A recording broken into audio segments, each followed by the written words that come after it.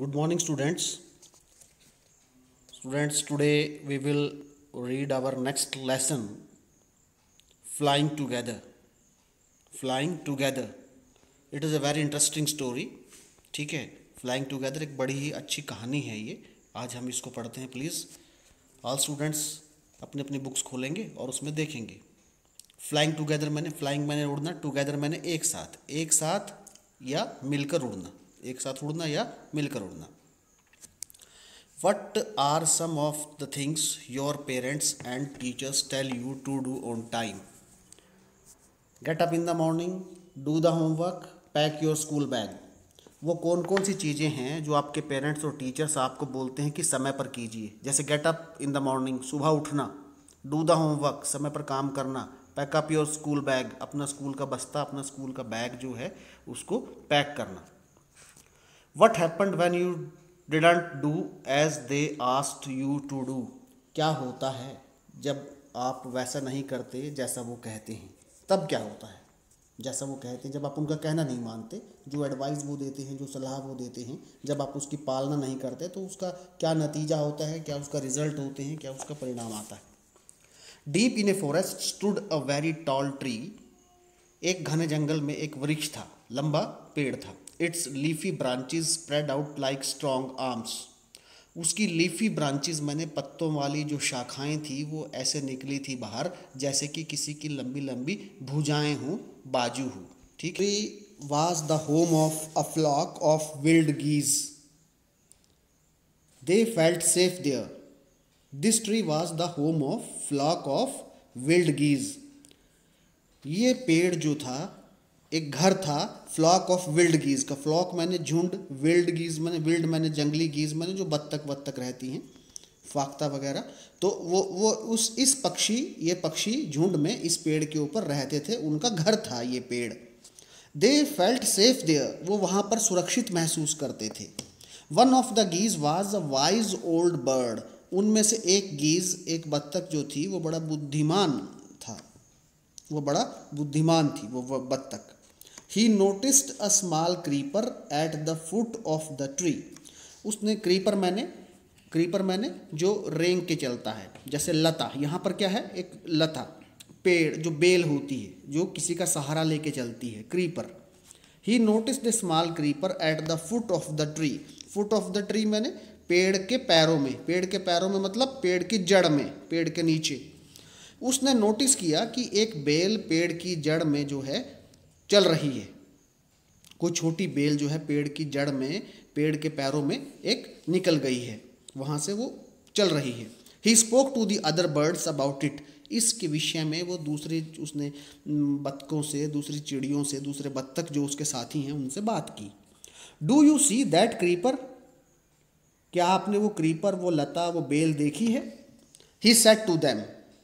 वह उनसे बोला, लेट अस डिस्ट्रॉय इट. आओ हम इसको नष्ट कर देते हैं, उखाड़ देते हैं, फाड़ देते हैं.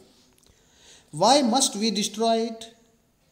क्यों फाड़े हम इसको, क्यों नष्ट करें हम इसको. He asked the गीज in surprise. दूसरे गीज जो हैं बड़े आश्चर्य से ऐसा बोले, हम क्यों इसको नष्ट करें. It is so small. ये तो बहुत अभी छोटी है. What harm can it do. इसने हमारा मतलब क्या इसने बुराई की है, क्या बुरा किया है, क्या हानि की है हमारी. My friends replied the wise old bird. बूढ़ा जो बत्तख था वो बोला, मेरे मित्र, मेरे दोस्तों, that little creeper will soon grow. ये जो छोटा क्रीपर है, ये जो बेल है, ये जो लता है, ये तुरंत थोड़े दिन में बढ़ जाएगी. As it creeps up this tree it will become thick and strong. जैसे जैसे ये इस पेड़ पर चढ़ेगी ये मजबूत हो जाएगी और मोटी हो जाएगी. थिक मैंने मोटी, स्ट्रॉन्ग मैंने मजबूत. ये बेल मोटी और मजबूत हो जाएगी. What of that. तो क्या होगा. Asked the geese. तो गीज ने पूछा तो क्या होगा. What harm can a creeper do us. ये क्रीपर, ये बेल, ये लता हमें क्या हानि पहुंचाएगी, क्या नुकसान होगा इससे हमको. Don't you see replied the wise bird. Wise bird ने उत्तर दिया, नहीं देखते. With the help of that creeper it will be possible for someone to climb this tree. With the help of that creeper, इस लता, इस bell के सहारे से ये संभव है कि कोई व्यक्ति इस पेड़ के ऊपर चढ़ सकता है। पॉसिबल माने संभव, ठीक है। क्लाइंब दिस ट्री माने इस पेड़ के ऊपर चढ़ना, क्लाइंब का मतलब चढ़ना ऊपर। ए Hunter can come up and kill us all, Hunter माने शिकारी, एक शिकारी इस बेल का सहारा लेकर पेड़ पर आ जाएगा, चढ़ जाएगा और हम सबको मार देगा, किल हमारी हत्या कर देगा, kill us. Well there is no hurry, they replied, ठीक है तो अभी जल्दी क्या है, there is no hurry, hurry माने जल्दी, ठीक है उन्होंने जवाब दिया। The creeper is very small, अभी तो लता जो बेल है वो काफ़ी छोटी है। It would be a pity to destroy it now, इसको डिस्ट्रॉय करने पर, नष्ट करने पर अभी बड़ा दुख होगा। Destroy the creeper while it is still young, the old bird advised,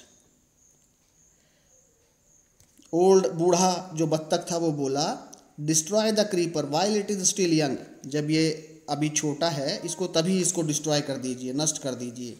now it is tender and you can cut it easily, later it will become hard and you will not be able to cut it.